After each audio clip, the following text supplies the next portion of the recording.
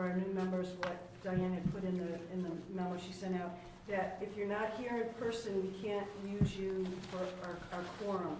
So we really do need people to come in person as much as possible. It's only 4 meetings a year, so it used to be, I think, 5 or 6, right? Yeah, 6, and yours truly cut that back. So yeah, I didn't think we needed 6. Anyway, so welcome everyone. I'm going to call the roll first of all. Mary Griffin, obviously. Scott Pellegrino, I know Scott said he was going to be a couple minutes late. Yeah. John Reagan. Here. Catherine Barber. Here. Chris Cernick. Here. Susan Cleary. Here. Stacy Rowland. Here. Maston Sanson. Here. Anna, and I'm not going to pronounce your name because I had a very difficult name. My maiden name is Italian and it's very difficult to pronounce. Don't tell anyone, Chris. And so you tell me how to pronounce it. Skate. Skate, okay. And I used to say to teachers, I'd be like, just ask me. Don't butcher my name and have the whole class start laughing. Anyway, Joyce Schenker, Jim Sullivan, Yep. Christine Hensler. Here. Okay, great. Okay, great, thank you. So before we introduce some of the new members, just on my, has everyone had a chance to read the minutes from the last meeting? I hope. Okay. I need just a motion to approve the minutes from the last meeting. So moved. Chris, and a second. Second. Thank you. All in favor? Aye. Opposed? Motion is carried. Okay, so we have some new members that we want to introduce. I'm very excited. The governor's office probably got sick of me calling them all the time, saying we need new members. So anyway, I'm very, very happy to welcome Stacy, Anna, and Christine. Stacy, do you, if you don't have your sandwich, if you're not trying to eat your sandwich, do you want to just talk a little bit about yourself and about your background? Okay, so I'm always eating. That's good. Stacy's also a really good cook, so. Yeah, That's I good to enjoy know. cooking. I'm actually currently general counsel to Resorts World. We have hotels, restaurants, and casinos, so hospitality. But my state service started in the Senate, then the Comptroller's office, then the Attorney General's office, then the Insurance Department. What was the Insurance Department? I've known Mary forever, and I was just asked my interest in performing arts. I was just left the board of proctors, which I really enjoyed doing, but they are nonstop. And because a lot of my work now requires a lot of travel, I just wasn't there enough to do it. And I was in a play at Yeah, I was Curtain going Call to say you're Theater. in community theater, so. Yeah, but and that's it. 5 kids, and Thank you, Stacy, and we really appreciate you giving your time and effort Sure. to this board. Thank you. Anna? Sure. So I am stepping into the big shoes of Brad Allen as Commissioner Moy's designee to the Ag Board. I grew up in the Albany area. My parents are public servants and have been with OGS for about a year now. Prior to that was at the New York State Department of Labor. And prior to that, served for many years as a chief of staff to a member of the New York City Council in southern Brooklyn, You should focusing have on gotten combat pay education. for that. who was it? Mark Traeger. Yep. So far southern Brooklyn education, and with good sort of local tourism impacts. Lots of fun down in Coney Island. Great, Yeah. thanks so much. Christine? Yes, hi everybody. My apologies for not being there. I was just appointed a week ago and I am in Miami, so I'm afraid I couldn't join you this time, but I will the next times. So I'm Christine Hensler. I teach Spanish at Union College. I'm originally from Germany. I came to this country when I was about 20 to study journalism and advertising and Spanish. And my interest in this position is that I advocate a lot nationally for the arts and humanities, in part because that's what I wanted to do when I was young. I wanted to be an artist, and find that many young people today do not know what their options are in the arts and humanities. So my lifelong work is to advocate for the arts and humanities. I co-direct an initiative called For Humanities, literally with a 4, and I'm in the process of building a new center called the Center for Humanities Communication with Professor Alan Liu at the University of California in Santa Barbara. It's a pleasure to be here with you, and I hope to meet you in person the next time. Thanks a lot, Christina. We're very happy to have you. Thank you. Thank you. Anybody have any other comments or anything? Okay. The next item on the agenda is the report of the chair. So I don't have too much to report, but we have been doing some meetings with Division of the Budget to try to get some additional funds approved for the egg. And so I do want to thank Scott Palladino, who was very, very helpful. Not everybody gets to meet with Blake Edwards and sorry, that's the director. What am I talking about? Blake Washington. My brain is like, anyway, with Blake and some of the other senior staff at DOB. So we were very lucky. We had 2 very good meetings.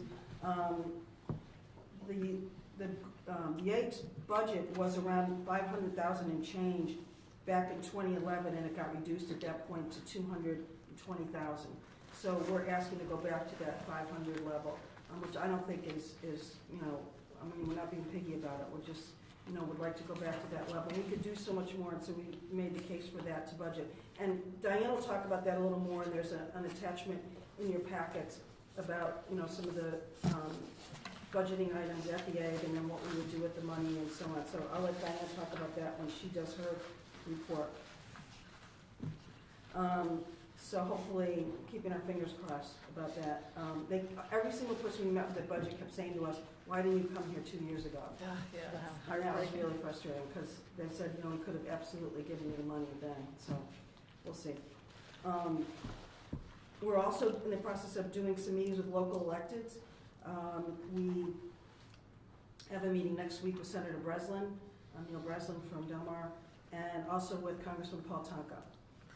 I have calls into Schumer's office also, and just haven't been able to connect with them. And then John was nice enough to say he would help with the Dan McCoy meeting, and we want to obviously get Diane in front of Mayor Sheehan and probably Pat Fahey from the Assembly. So if anybody wants to help with those meetings or come to them or whatever, you're certainly more than welcome. And the idea is really just sort of a meet and greet to make sure they've met Diane, and if there's going to be an ask later, we've made that contact. I don't know when the last time the AG ever met with any elected officials, so I think it's a good thing to do. Any questions or comments about that? Okay. That's all I have for my report. Diane, I'll turn it over to you. All right, great. Hi, everyone. Thanks for being here. A lot is happening in my world. So for those of you that are new, I just started. September 5th was my first day on the job and have really dug in. And at the first board meeting, I came to you all with a plea to dip into some of our funds that we have in the bank. Matthew and I helped look at those money, but needed to make some sort of immediate expenditures to the tune of $45,000 is how I broke it down. In order to even just get going. So that has been going really well. I have hired an executive administrative associate, Nicholas, who is actually on the call right now taking notes, which is great. He has truly been invaluable to me and has allowed me to really kind of get going and just learn, and as we go, dig into so many things. I am thrilled to say that we did a full RFP for a marketing consultant and have successfully hired someone. Her name is Allison Young. She actually comes to us from the venue Basilica in Hudson. If you're familiar with that very unique space in Basilica, they're doing super interesting stuff there. And she's young, hungry, nimble, and is jumping right in. She starts with me tomorrow, so I'm excited about that. And for those of you who weren't here at the last meeting, the vision here is we have not had anyone on marketing since the 90s. So instead of just being like, okay, we need to hire a whole marketing department, the first step in the process that I am seeing through is to bring in a marketing consultant. We need a full assessment. What are our social media stats? Where should we be in terms of followers? What about our weekly e-blast? Are they targeted enough? How about our ticket buyers? And come up with a roadmap and a plan, and then also I will be putting it in the budget with Matthew. Most likely at the next budget, you'll see a line item for a marketing director if we can raise the money and make it work. But this is the first step in that, so I'm excited about that. Development consultants, so that RFP is out. This is again someone that would come in and do an assessment. We haven't had a development person maybe even longer than the 90s. And it's to look at what grants are we currently getting, which is not very many.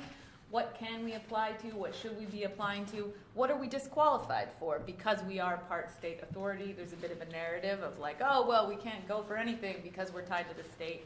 I don't know if that's true or not. So we're gonna work with someone who will come in. I've already gotten a few proposals, and that's very much in motion. I have not hired that person yet. The other switch is Zach Wilkins, our box office manager, has taken on a lot of the marketing duties, such as updating the website, sending out the e-blast. So he will be working with the marketing consultant. He'll sort of report to her during this interim time. We were able to get some professional photos from our PR firm that we hired that didn't cost us anything, but I'm still holding that money to do, like, we just really, one of my strategic goals for the Egg is to market the building as part of the appeal. It's not just come and see the artist on our stage, it's also come experience the magic of this incredibly unique building. Enjoy the plaza, take that in as part of the experience of coming to the Egg. There are many challenges in getting here. It's hard to get parking, it's weird to figure out our entrance, but if we don't lean into that and tell that story intentionally, it's just gonna continue to be a roadblock rather than an asset. And artistically, it's such a beautiful story, right? We don't have straight walls, it's all curved. Like, that is what we need to be saying all the time, in all the ways. So this is all part of that. Big, bold move was we allowed beverages into the theaters. So some of you have come and seen shows and enjoyed, I hope, a beer while you watch the show. That's been going remarkably well. I did mention at the last board meeting, thank you again for the support from this group to be like, yeah, that's operational, go for it. And I was like, okay, great. We haven't had any complaints or issues from custodial. It's been totally smooth, and the best news is we tripled our concessions revenue in 1 month. We did a direct comparison to October of last year with the same number of shows, and it's literally tripled. So, And I have to tell you, Diane, every time I'm out and about and mention the Egg, literally to a T, they've said, you know, you can drink in the theaters now. I mean, that has been not, they do great shows, Right. not I love it. Yep. They're like, you know, you can drink in the theaters now. And Yeah. they You love took it. credit for it right away. Yeah, I'm like, of course. I think it was John who was like, yeah, it's operational, it's fine. It's like, okay, great. Yeah, I exactly. Because I told was- the speaker that was my first order of business.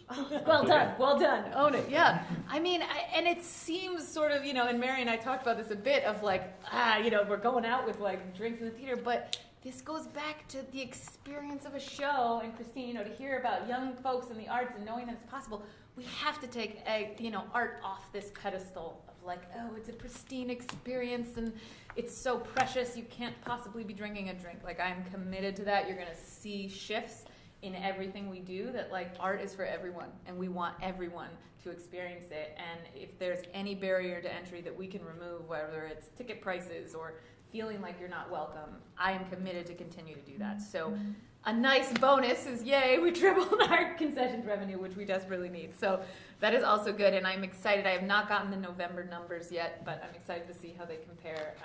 You know, it's just been going really smooth, so that's great. The New York State budget appropriation request, thank you, Mary and Scott, been so helpful to me to learn. You know, I've been pretty open that I don't come from a government background. I very much come from an arts background, so I'm learning the ins and outs. But being able to go and meet with the Department of Budget and advocate for more money was huge. In my research, when we were digging through, we knew we'd been getting $220 for many years, since 2011, and it's like, okay, what's the right number? You know, I mean, I want 1.2 million. That's what I really want. But okay, maybe we don't come out the bed swinging with that. And we were like, is it 400? Is it 500? And workshopped it a little bit. And then I found this founding appropriation language, which is included here in your little packet of, in 1979, they gave us $500,000. And I was so inspired by that, just, you know, philosophically of like, okay, let's get back to that. And technically that's 2.1 million with inflation. But so that was the ask that we went out to. We should get a sense of where we land. I've been doing some follow-up with them, but we should get a sense in January. I mean, you all know better than me. I don't know if it's early January, mid-January. late January, something The like budget that. comes out in April. Yeah, and then I know it becomes real in The April. executive budget's released early January, I don't remember what we. Second or third week, depends, Yeah. yeah. Okay, so. Usually it's around Martin Luther King. Great. So hopefully we will get some sense to that, and really, if we can even get any of those funds, I'm really seeing as a strategic first move, right? You have to ask. You have to ask for the money, and if it takes a couple years or we don't get it all, fine, we will work with whatever we get. But I think really strategically, again, committed to we're going to make that ask every year, and it should grow every year, the ask. So you'll see the first bit of this information, and then they came back to us with a few questions to sort of drill down on how we would use the funds. So we attempted to kind of make that argument of we need this level of investment to grow, right? To grow on so many levels, but specifically with revenue projections. You can see in the last page some of the exciting initiatives that I'm dreaming of, you know, expanding the programming beyond the walls of the Egg with public art installation, free programming on the plaza, education outreach. You know, I just brought Bill T. Jones to a local elementary school here. And it was so amazing to see these world-class dancers on, you know, the terrible gymnasium stage of this elementary school, and 400 kids sitting and moving their bodies in shapes. And if we're not doing that with every single show that we possibly can, we are not building the next generation of audience. So that is super important, and all of those engagements need to be funded. So that's, you know, thinking through that. And then you can see a few of the things I'm playing with artistically in terms of programming ideas, an expansion series, an incubation series, playing with the idea of regular family programming that's not necessarily kiddie, so it's not like Peppa Pig necessarily, but maybe it's just at a time that families can go, and it's regular, and at 4 p.m. on Sundays, I know I'm going to go to the Egg, see something that's great, bring my family to, and maybe it's just stuff that I like, you know, mom or dad, like, great. So building in that regularity are all things that I'm definitely thinking about. Other ways that I'm thinking about maximizing revenue is increasing our individual donor cultivation. There's not a clear path to that. The Egg has not really done that in the past. But again, working with a development consultant will hopefully develop some of that. And the marketing consultant really deep diving into our ticket sale history of like, what money did we leave on the table? You know, what certain artists are only ever going to sell a certain number of tickets, but with effort, where could we get? So those are some of the things that I'm thinking about. Some big action items is with our contract administration process. So I kind of came in and at first didn't fully understand what our contract administration process was, and now have clarity. So we are sort of assigning the duties of contract administration to someone who's already working with us on the production team, and they will take on these duties in addition to working shows and have these admin hours, which will be great, and hopefully that will build and digitize fully our contract administration. Currently, we still do a lot of printing out, mailing, sometimes we're emailing, but the whole system needs to be fully digital and accessible from anywhere so that anyone on staff can be like, oh, what are the deal terms of this show? I don't have to go into the office and look through a file cabinet drawer. And certainly the industry has completely moved away from mailing of hard contracts. So we're working on that. I will say it's going to be a process. That switch is going to be a pretty big switch. Our PR firm, which you know, I work with Mary to bring on, I would say was very successful. We got a lot of good press, you know, letting drinks into the theater. We made the front page of the Times Union. It was a big scandal, but good, you know, kind of all the things, which is good. And I would say the whole experience was positive. If you want to look through, you can see, you know, some of the outreach. It's certainly having me think about what is our PR strategy moving forward, and being more intentional about that with this marketing consultant, thinking about that. That'll probably be a little bit Yeah, so Diane, farther down the road. the PR firm is off the Yep. payroll, so it was just a temporary thing for a Yep. couple months, yeah. Yeah. So they're off the table, but it certainly shone a light on some, you know, we should be doing this, we should think about that. And truly, it's like we don't have the infrastructure right now. We don't even have a marketing person. So, you know, normally we bring on a marketing person first who then manages PR, and then you think about, do you need to bring on an outside firm or support in that way? I've been thinking a lot, and I just want to bring it to this group of beyond the board.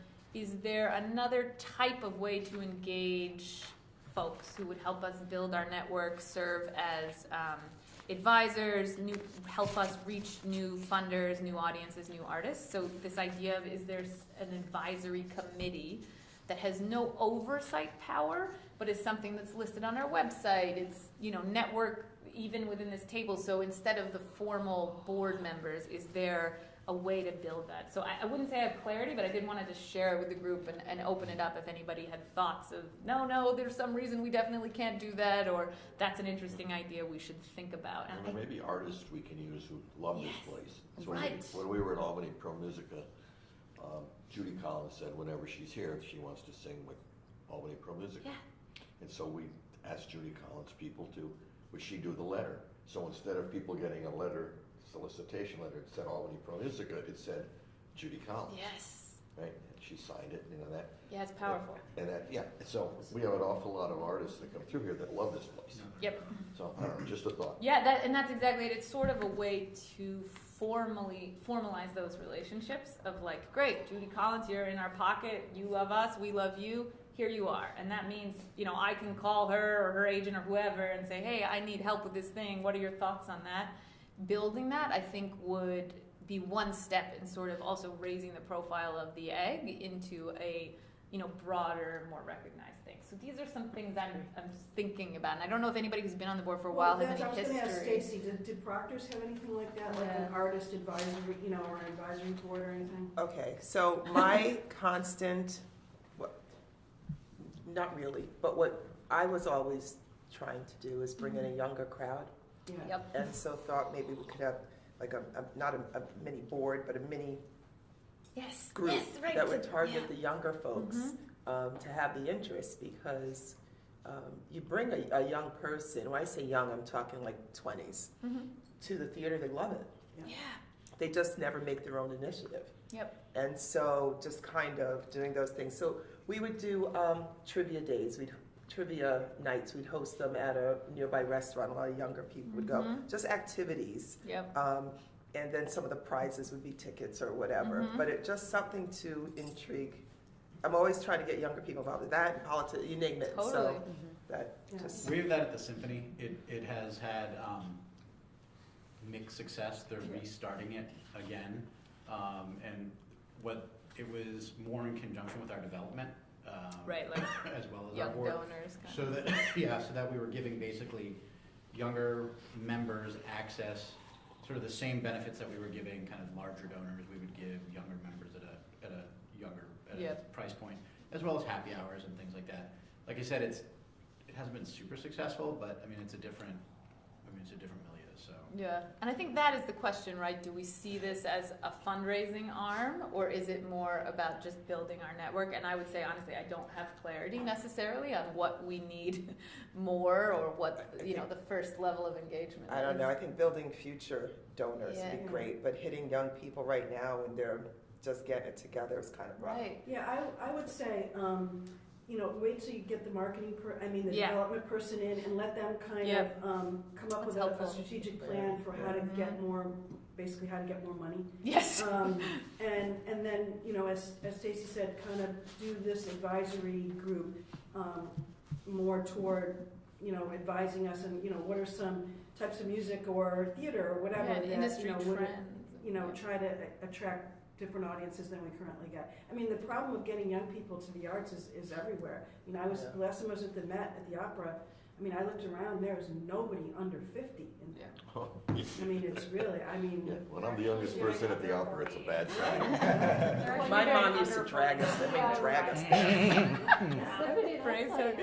has free tickets for children, I think under 12 or something Oh, like that. okay, yeah. And that encourages parents to bring their kids. They're a lot younger than I think the ones you're talking about. You're talking about 20s, but I think like I used to bring my kids to performances, and they kind of appreciate the arts as older Mhm. people. So I don't know. That's a thought. I don't know what the ticket policy is for children at the Egg, but It depends. Yeah, it depends on the show. For our family shows, sometimes the adult buys a ticket and the kid gets in for free. Right, Or, right, you because know. I think we intentionally did that with Schenectady Symphony. That's That we decided that, I don't know, what the age was exactly, maybe 12 or something, Yeah. 12 or younger were always going to be free Yeah.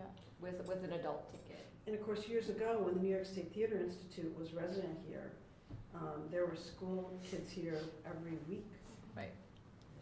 I don't know what you guys do with your social media, but Nothing right now Well, because I having- paused it when I came on. I was when like, an "Oh, artist no." is in town to perform, have them take over Instagram. Totally. Have them do the Oh, yeah. Instagram takeover, and so that's always fun. Yeah, our social media is in pretty rough shape, so I was like, we need to be strategic before we start doing things, but yeah, I love that.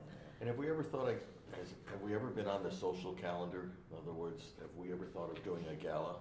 Now, it may not pay off the first year or so, but Right. once you get, people find it's the place to be, and they all start showing up, 400, 500 people, and, you know, Yeah. all dressed up, and Mhm. find a way to, I don't know, maybe auction off some of the Yeah. tickets, and, I don't Other know, so things, there's, yeah. it just, some of these things raise a lot of money. We did a gala once that didn't make money or something?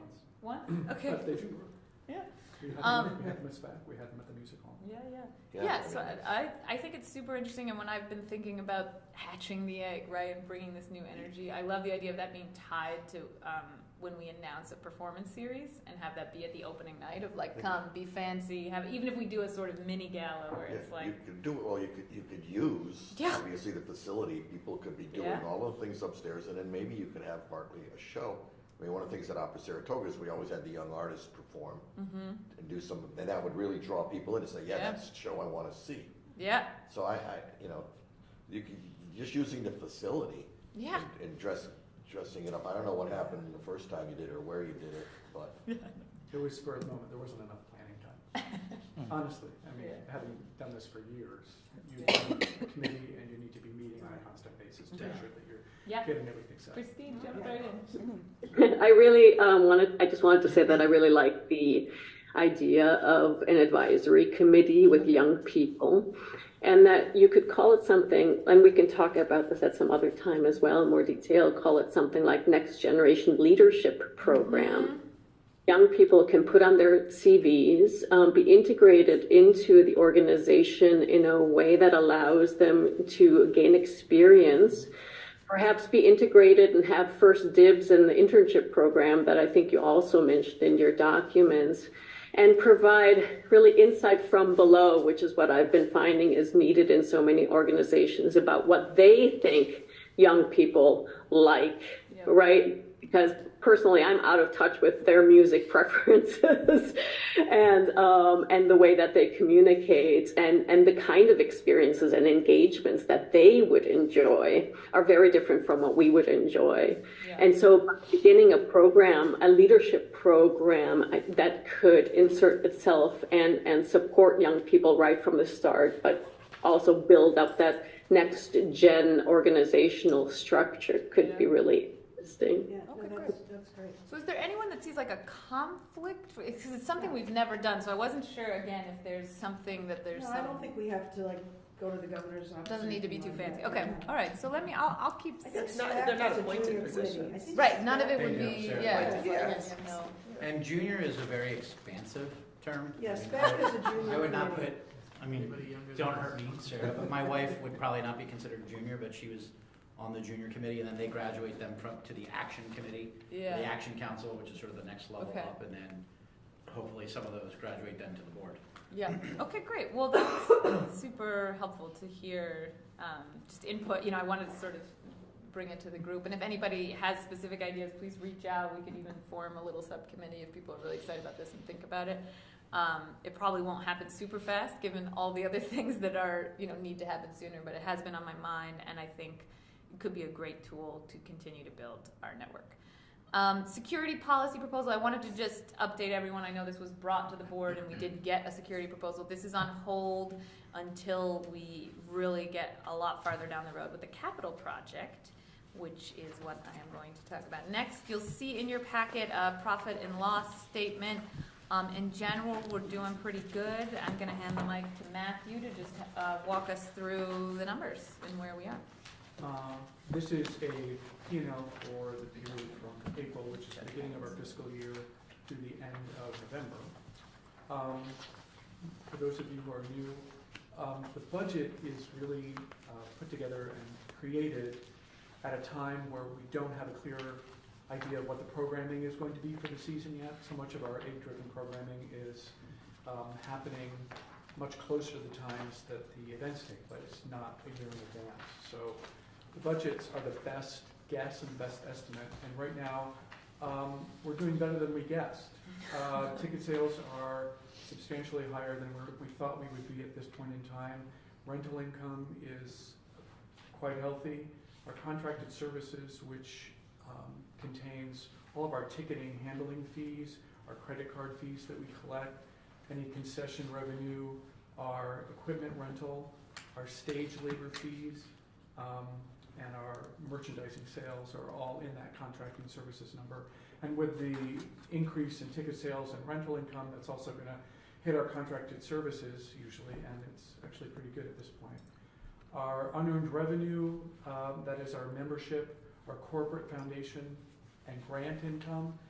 And right now, we're a little bit behind where we thought we would be, but we are doing pretty well. We did get a $10,000 grant, a foundation grant, or a $10,000 underwriting grant from Union College for our production of Dayton Dance back in October.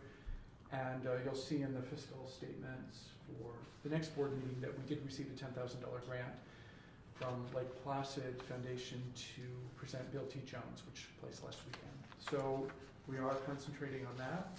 So income is pretty good. On the administrative side, we are a little higher than we budgeted. We've got some salary increases that weren't budgeted. We also, with some additional staff that's been hired on, as well as our hourly rate for our stage crew was enacted after our budget was put together. So that's affecting the budget line as well. The rest of our expenses are pretty much in line with where we thought we would be budget-wise. The biggest variance might be down on the travel and board expense, where we've got an $11,000 line at this point. That's including the $10,000 PR firm that was hired to look at our marketing for Diane's onboarding. So right now, from a P&L standpoint, we're pretty healthy. Our cash flow is good. At the last board meeting, we had discussed purchasing another T-bill. I took $400,000 that was allocated and spoke to my contact at Tax and Finance, and in contacting and powwowing with him, it seemed to be a good opportunity to move it into a money market account instead of a T-bill at this point. So we did that, and we did some good money just this last month. Yeah, that's great. We had about a $1,200 interest payment, so that's pretty good. So we'll continue to monitor that. So right now, cash is pretty healthy, and our P&L is good. So does anybody have any questions? We upgraded our finance software in the last couple of months. What else? I think that's all I've got right now. Matthew, the only thing I was going to mention is, I think there were some questions that, I don't have my notes in front of me from the last finance committee meeting, there were some questions that came up at that meeting. And just if maybe at the next board meeting, you could just make sure you kind of getting back to whoever had those questions and updating everyone on where we are. The money market was one of the key ones, but and I don't remember what the others were, but All right, yeah, will do. that would be great. Thank you. Sure. I think it was about the auditor, maybe? Yeah, it was. We're still going back and forth with a couple of items that they want some clarity on. I've offered them answers to their questions, and they are taking a very long time in getting back to me.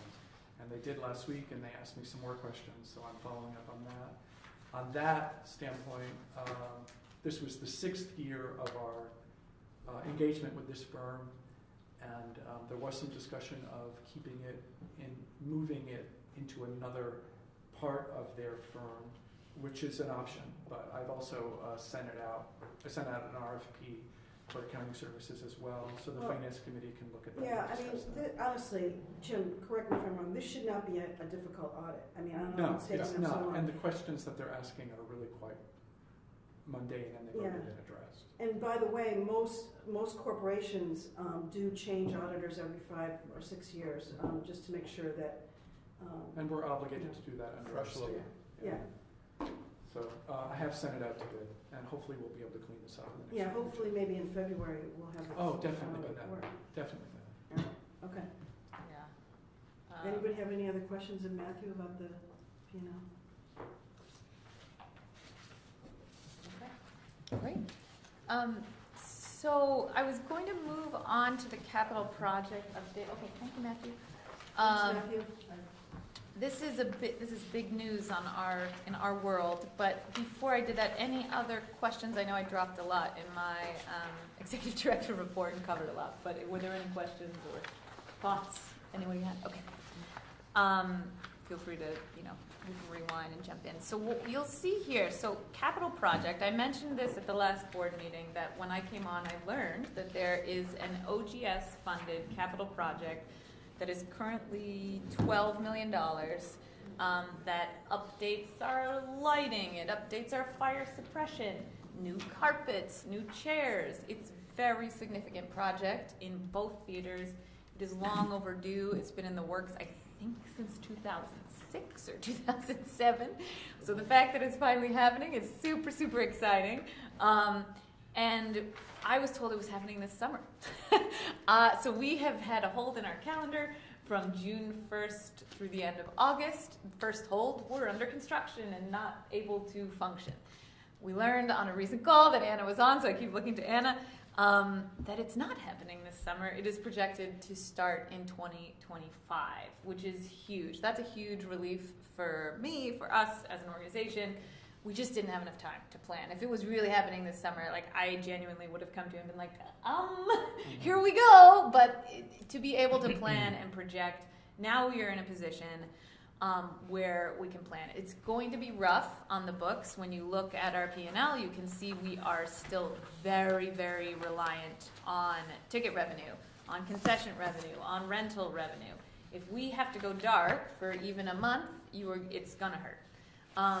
So I am not prepared to come to you and say, here's the perfect solution, here's how we should do it. This is going to be a big, big decision that the Egg needs to make as a team.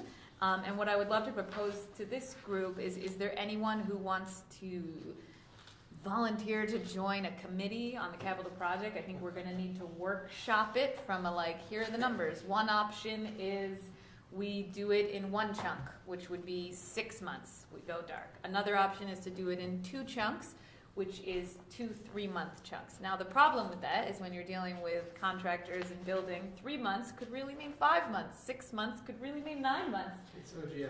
It's OGS. There you go. No offense, Anna. No But offense. yeah, right. Don't take it personally. No, Anna. Only good stuff. That's what we meant. Only good stuff. I come from an agency that deals a lot with OGS. And so I don't quite. Yeah, and I don't have a lot of experience to know what the right, what's the gut read, what are we really talking, when they say this in the meeting, what does it really mean? Diane, just to go back for a second, Yep. especially for the new members of the board, Sure. the money for this project is already in the OGS budget. Correct. Is- Doesn't cost and us a dime. that's- Right. Yep. And the seating and everything would be taken out, that's the whole Yep. idea of this. Ceilings ripped out, seating's ripped out, flooring ripped out, we would not be able to function in either theater.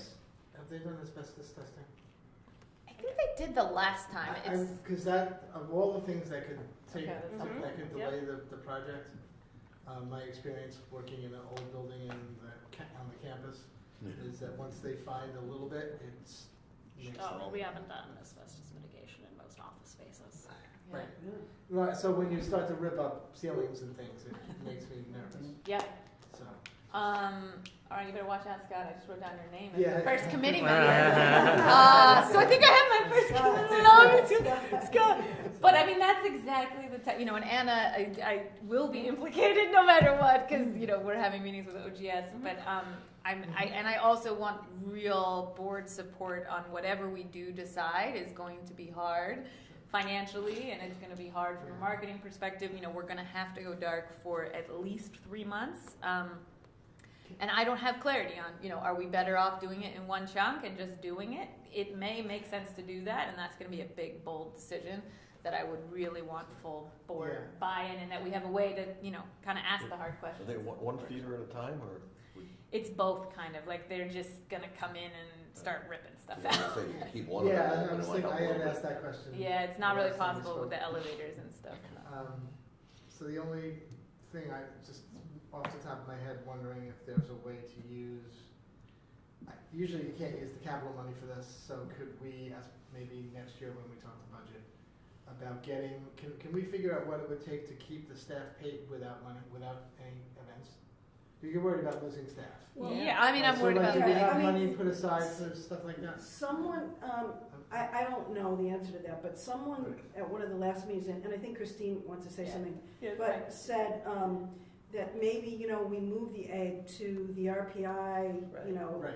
yeah, performance space, which I've never been to, but I hear Oh, is of course. Oh, it's amazing. really It's beautiful. one, it's magnificent. And so that way the staff can And still be back. working, you know, you can still have performances and still get ticket revenue. So I think probably eventually, Diana, it's gonna end up that you're gonna come to us with some options, Yes. working with OGS. And I just can't imagine, Maybe there's a that- theater in St. Rose.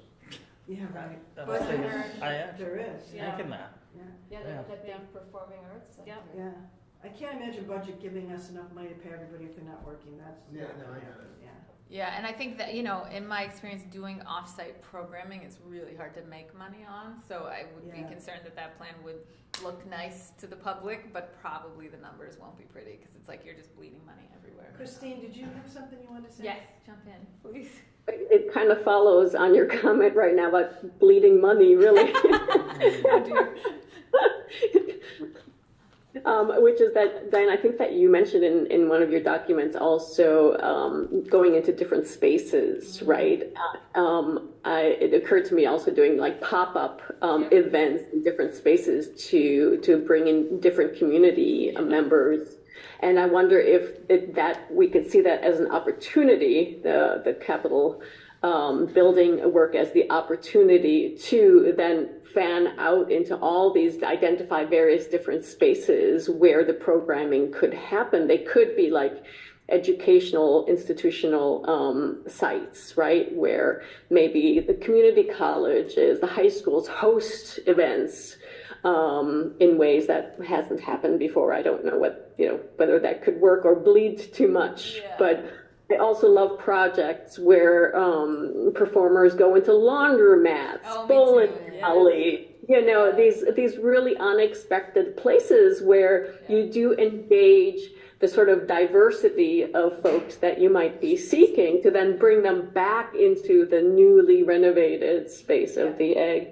Maybe it's an opportunity. Yeah, I think that's exactly the question. We're gonna have to look at the numbers, and I've started this process with Matthew, but again, don't have clarity of like, we may have to make the tough call if it's better to furlough our staff than it is to keep them engaged, and we're bleeding money everywhere. I think the other big line item that I've mentioned a few times to Scott, Mary, and Anna is our rent. Our OGS rent is about $11,000 a month. And so if there's a way that we are not paying that while we're dark, that would go a long way in helping us, you know, figure out the numbers. It sounds like Anna and I are already talking about that, so hopefully, but these things are on my mind. So, What about the convention center right downstairs? yeah, I mean, that could host performances Yeah. that Yep. you guys do. sure could, yeah. Question sort of more prosaic, now that you said the summer had been on hold. pending, Yes, this summer Are we you able will to functioning. rebook for this summer, or is it Yes. too close? or- Nope, so we've already gone at, we had a bunch of second holds is how we were dealing it. I was still taking holds. Okay. Our summers in general, I'm learning, although there isn't an exact I was like, how many shows do we do in the summer? And no one could answer. It varied wildly. But yeah, I think we'll be about normal. Okay. Whatever normal is, which is very hard to define. Gotcha. But I mean, we tend to be pretty not that active in the summer anyway, which is why this was brilliant, you know, that Peter and Bill and Matthew came up with this plan of let's do it in the summer, which makes sense. But, you know, doing zero is different than doing even a couple, so. This is not something new. We've done, through the history, this has happened before, you know, where big capital projects have gone on, doing electronics or whatever in the theaters. Yeah. And generally, we want to do it all at once because I think the cost Yes. of, you know, like keeping one theater open and the other one you know, closed and renovating, it doesn't really work, Yes. for the cost wise, for bidding and that kind of Yes. thing for the state, so, anyway, so it's been done before, for, as I recall, 2 and 3 months, time periods. Generally, it's been in the summer, because that's generally the time when it's been, slowest, you know, as far as presentations. And, we've never furloughed any employees, we've always budgeted for it and, paid them through that whole Great, process. okay, that's great news. And Yeah. were you on the And- board when that was all happening? Yeah. Okay. And the state also generally will accommodate some furlough of that expense historically. Okay, that's super I'm helpful. not saying they can now because they're in a tight financial situation, but historically, they've been accommodating. Would you want to join this committee? That was all so helpful to me, I think you Jim. just did. I'm just gonna write your name down here, Jim and Scott, who unwillingly have volunteered. And then you've got your opening night gala when you reopen. Yeah. You got the perfect. Well, opportunity. yes, Oh, yeah. and I mean, truly, from where I sit, I do think actually there is this. To Christine's point, I love framing it as an opportunity rather than But yeah, I think it will be incredible, right? And that will be renewed energy. People are gonna want to get in here. What do you mean the carpets are different after however many years? Like it's going to be a really important, exciting moment for us, and hopefully give us enough time to really book an incredible season artistically. That is reaching, but I'm just so glad that it's not this summer, because that actually would not have been Yeah, enough yeah, time, and yeah. we just wouldn't. I mean, and yeah, we probably lost some business this summer, honestly, because we've been in a limbo. But I don't think it's going to be catastrophic. We did get the news soon enough. Okay. Any other questions about the capital project? Okay. Yeah, so I think right now we'll just say Jim, Scott, and Anna. Does that sound good for this? I just feel like you're implicated. I know. Okay, great. All right, thank you all. That's what you get for putting food in your mouth. Yeah, right, that's it. You're in. Yeah, so that was it for me. Thank you. Diane, as long as, before we go into executive session, as long as Matthew's gone, do you want to talk a little bit about the staff and how things are going?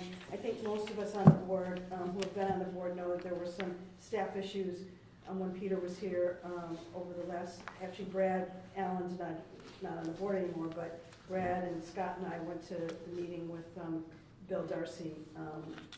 Can they hear us? Yes. Yeah, I mean, I think we're in a moment of transition, right? Like that I was brought in to change systems, digitizing things. There's some things where I'm walking in and being like, what do you mean we don't have this? I'm shocked. And it's clear that the organization was run, you know, when you've been doing something for 23 years, there's a lot of things you don't need, or it works, so you don't need to look at it with fresh eyes. And so I would say we're definitely in that moment of transition, working through it. Some things are feeling smoother than others. And I had a good call with Sue the other day where we just talked through some personnel stuff. Oh, And good. I'm Thanks. happy to sort of, share any details with anyone who would like to hear. But essentially, Yeah, we can go into executive session. yeah, sure. Sue can talk about that. Okay, all right. Okay, so then I think we'll shut off the Zoom, Christine. You're with us in spirit. Next time you'll be with us in full body mint. But thank Bye, you for everybody. joining. All right, And we thank have you. to, I think I have to have a motion to go into executive session, so. I'll offer it. Second? All opposed? All in support, I should have said that first. Motion is carried, so we're going into executive session. And Diane, that stops the streaming as well.